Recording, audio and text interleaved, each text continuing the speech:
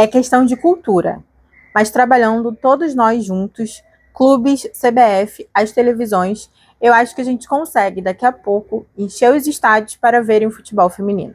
Leila Pereira. Fala, mulherada, eu tô aqui em mais um Mesa de Uma para Todas, que é um espaço pensado justamente para isso, para a gente fomentar o futebol feminino. No vídeo de hoje nós vamos falar do título inédito do Palmeiras ontem na Supercopa Feminina contra o Corinthians, sobre a segunda partida da Seleção Brasileira Sub-20 no jogo válido pelo Sul-Americano, e eu vou trazer aqui esse trecho da Leila Pereira que viralizou.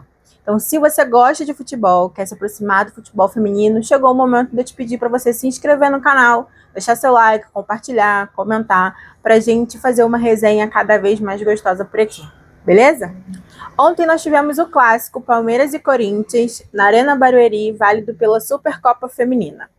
Como em São Paulo tem uma determinação do Ministério Público que proíbe que clássicos sejam feitos com duas torcidas, né, só torcida única, e os clubes não entraram num consenso para a realização do local, que seria o campo neutro para a realização da partida, teve um sorteio, o Palmeiras ganhou o sorteio, então foi mandante desse jogo, por isso que o jogo foi para a Arena Barueri, que recebeu ontem 2.576 pessoas. E é aqui que a gente chega nessa tal entrevista da Leila Pereira. Presidente, prazer falar com você. A gente fala muito sobre a casa do futebol feminino. Qual vai ser a casa do futebol feminino do Palmeiras? A gente viu a apresentação da Bia Zanerato, que mencionou, que conversou com a senhora para mandar mais jogos no Allianz Parque. Claro que a Arena Barueri tem uma estrutura legal, mas a torcida do Palmeiras não está acostumada a vir para cá, né? Até mesmo no futebol masculino tem os jogos aqui, mas o público não vem tanto. E para o futebol feminino, a gente está querendo criar uma cultura, né, ainda para o torcedor, de todos os clubes acompanharem, então de repente sendo mais próximo, sendo em casa no Allianz Parque fica mais fácil para o torcedor acompanhar. Qual que é o planejamento de vocês para ter jogos do futebol feminino também no Allianz Parque? Olha, Renata, eu não concordo, não é? Eu acho que o torcedor do Palmeiras, ele tem que ir onde o Palmeiras está. E aqui em Barueri é um estádio que nós reformamos, ele está assim espetacular. E aqui na região, eu acredito que tem muitos palmeirenses. Eu acho que é questão de cultura, não é essa valorização do futebol feminino. E isso parte com investimento que nós estamos fazendo, divulgação das emissoras. Eu preciso muito, né, da parceria da Globo com investimento e maior visibilidade, melhores horários para o futebol feminino, não colocar a gente 8h30, 9h30 da noite, é complicado também. Então, é um conjunto de ações, não é só jogar no Allianz Parque, não é. E lembrando que, para jogar o futebol feminino no Allianz Parque, nós temos que pagar. Nós não temos custo quando é o masculino. O feminino, nós temos que pagar. E os valores são relevantes. E para o investimento, que não é muito grande, não é, aliás, a receita, que não é muito grande no futebol feminino, em virtude da televisão, a gente não recebe das transmissões, tá? A gente recebe sim em caso de título, mas é a CBF. Então, a gente precisa melhorar também essa parte financeira para que a gente possa colocar os jogos do Palmeiras no Allianz Parque, entendeu? Aí sim a gente poderia começar a pensar, mas não é só questão financeira, é questão também que às vezes não é possível, em virtude do Allianz ter compromissos de shows, tá? Vocês vejam também que às vezes o masculino a gente tem que jogar aqui porque tem shows lá. Mas eu não acredito que não venham aqui por causa que seja longe, não. Aqui na região nós temos muito palmeirense, a questão de cultura, mas trabalhando todos nós juntos, os clubes, CBF e as televisões, eu acho que a gente consegue, daqui a pouco, encher os estádios para verem o futebol feminino. Essa entrevista mostrou para mim, pelo menos, a importância desse espaço, ainda que embrionário, que está se propondo, né? No caso, eu estou me propondo a modificar a minha cultura, mas também conseguir modificar a cultura das pessoas que esse canal e que essa voz aqui alcançar. Dito isso, bora pro jogo. O Corinthians entrou em campo com Lelê, Gi Fernandes, Thaís Ferreira, Letícia Teles, Tamires, Ana Vitória, Duda Sampaio, Andressa Alves, Jaqueline, Belém Aquino e Gabi Zanotti. O Palmeiras foi com Tapia, Poliana, Fê Palermo, Paty Maldani, Ingrid Lima, Brenda, Tainá Maranhão, Andressinha, Rai Coutinho, Gláucia e Bia Zanerato. As palestinas começaram bem o jogo, mas aos 5 minutos, na primeira descida do Corinthians, numa jogada magistral da Jaqueline, que tem espaço, total liberdade para finalizar, abre o placar para as Brabas, 1-0 Corinthians. Um pouco depois, acredito que ali com cerca de 16 minutos, a Lelê e a Bia Zenerato se chocam. Parece que o joelho da Bia bate na cabeça da Lelê, dá uma impressão de que a Lelê fica desacordada por alguns segundos e a Lelê precisa ser substituída. Quem entra é a Nicole. Nicole essa que já havia feito grande parte da temporada anterior por conta das questões que a Lelê viveu, né, na temporada anterior. A partida fica paralisada com cerca de 7 minutos por aí. E até a publicação desse vídeo, a informação que se tem é que a Lelê vai precisar ficar afastada para recuperação total por 5 dias, para fazer exames, né, e o clube entender qual vai ser o melhor tratamento nesse momento. Ou seja, o Corinthians vai estrear no Brasileiro na sexta-feira contra o Atlético Mineiro na Arena MRV, já com essa baixa no elenco, né? Já sem a Lelê, e a Nicole deve ser a substituta. O jogo retorna aí por volta dos 24 minutos. Atrás no placar, o Palmeiras parece muito mais desorganizado, com dificuldades para a saída de bola, com dificuldades para manter a posse, com erros no passe, e muito mais faltoso. Até que aos 39 minutos, a Andressinha levanta a bola na área e quase que com um carinho a Bia cabeceia e empata 1-1.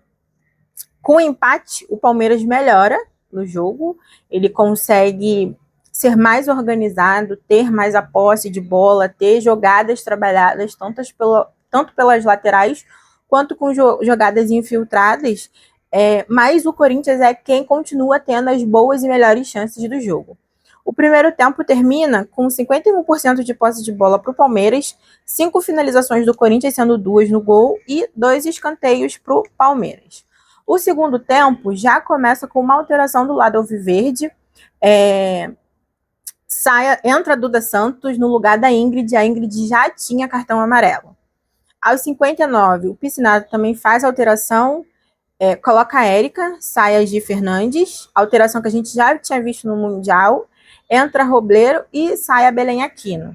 O Corinthians, com as substituições, ele se mostra melhor em campo, mais organizado, mais consistente, mais dominante das situações do jogo e se mantém tendo boas chances na competição. Dá para sentir também um pouco uma queda de rendimento, de intensidade do jogo, talvez por conta do início de temporada. Embora o Corinthians já tenha feito as partidas no Mundial, para o Palmeiras era a primeira partida da temporada, então a gente sente um pouco isso, e aí a Rosana responde às alterações que o Piscinato tinha feito, tira a Andressinha, coloca a Diane, sai a Fê Palermo e entra a Raíssa Bahia, que tem umas características mais ofensivas, e era um pouco o que o jogo estava pedindo, né? Com essas alterações, o Palmeiras ganha um gás, sobe as linhas, pressiona, tem boas chances, os técnicos até o final do tempo normal, né, ali com os acréscimos, fazem outras alterações, mas o jogo termina por aí 1-1 no tempo normal. A disputa vai para os pênaltis e após 7 cobranças, o Palmeiras se consagra campeão da Supercopa com 3 defesas da Tapia. As cobranças da Gabi Zanotti, Johnson e Tamires não passaram pela goleira palestina. Esse é o terceiro título da Rosana à frente do Palmeiras. A Rosana chegou no Palmeiras em outubro do ano passado e já levantou esses 3 títulos, né? Levantou a Copa do Brasil em cima da Ferroviária num placar de 4-2 em novembro. Em dezembro, ela conquistou o Paulistão em cima do próprio Corinthians.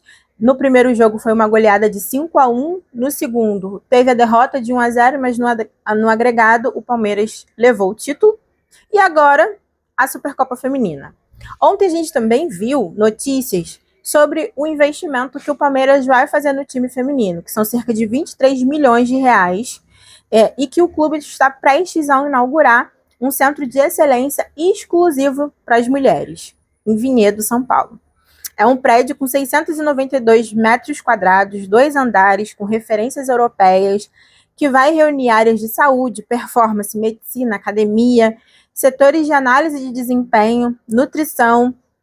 Ou seja, o que eu vejo disso, né? É um clube fazendo um investimento na modalidade, sem esse falso discurso de que faz porque é obrigatório por conta do masculino. O que eu vejo desses investimentos, que a Ferroviária também vem fazendo, que o Vasco vai conseguir fazer, são investimentos que me soam como um reparo dos 40 anos de proibição, das falas e atitudes que diminuem muito a modalidade e as mulheres que querem estar nessa modalidade. Então, investimentos como esse, eu vejo como sendo os clubes tratando as atletas como elas devem ser tratadas e como elas merecem ser tratadas. Saindo agora de São Paulo, né, dessa hegemonia, né, que temos aí no futebol feminino na região sudeste, ontem a gente teve a segunda partida da Seleção Brasileira Feminina Sub-20 no Sul-Americano. Segundo jogo, segunda vitória, o Brasil é líder do grupo B.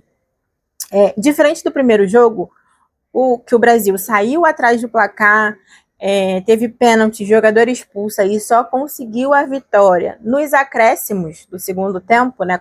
Contra a Bolívia foi um jogo muito mais tranquilo. Eu demorei para colocar no jogo, porque eu estava lá vendo a disputa de Palmeiras e Corinthians. Quando eu coloquei, já estava 1-0 no placar, gol da Clarinha. O Brasil foi a campo com a Faixa, Sara, Sofia, Bia Martins, Clarinha, Samara, Emily, Tainá, Vitorinha, Brenda e Evelyn. E que partida da Evelyn. 2 gols, 1 assistência, mas para além disso, as movimentações que uma menina consegue ter em campo. Bizarro, assim, muito bom de assistir. Do jogo de ontem eu vou destacar 2 coisas, ou melhor, 3. Primeiro é a resistência física das meninas. Por muito tempo a gente viu que isso foi uma dificuldade na seleção brasileira, quando a seleção enfrentava potências que tinham preparo físico, isso era um calcanhar de Aquiles para a seleção. E como os clubes hoje vêm investindo em desempenho, em resistência, em preparação das meninas, isso já está nítido na base. Ontem no jogo, as meninas sustentavam e davam tranco. E isso é muito bom de ver, porque são meninas novas, e aí quando chegarem na maturidade, né, de estarem na seleção principal, isso vai estar cada vez mais evidente, mais potente nas meninas, e foi muito bom ver isso na base no jogo de ontem. A segunda coisa é a inocência delas, que é bonitinho até a gente poder ver e acompanhar isso, porque a gente assistindo os jogos desde a base, a gente consegue acompanhar a maturação das meninas. Então a gente vê a inocência delas no comportamento do jogo, na afobação, no tentar resolver precipitadamente, nas escolhas, coisa da idade mesmo. Principalmente porque são jovens que estão ali defendendo seu país na seleção brasileira, né, que é o ápice que qualquer atleta quer estar representando seu país. Então, eu vejo muito disso, dessa inocência ali, é um ponto que eu queria destacar, porque me leva à terceira coisa que eu queria destacar nesse vídeo, que é como a Camila Orlando conduz isso, como ela sabe lidar com isso muito bem. Extremamente didática com as meninas. Nas paralisações, ela, sempre que passava orientação, ela perguntava para as atletas assim, alguma dúvida? Tipo, eu quero saber de você, se você não entendeu, se você não compreendeu, fala comigo, eu tô aqui para isso, para te orientar, pra gente seguir junto, sabe, segurando a mão. Muito, muito bom de ver, de acompanhar no futebol feminino. Mulheres, que aí nós estamos falando de 2 mulheres aqui, né, a Camila Orlando, que era do Palmeiras e agora tá na seleção brasileira, e a Rosana. Então é bom falar de mulheres à frente de times de futebol, mediante tantas coisas que a gente escuta por aí.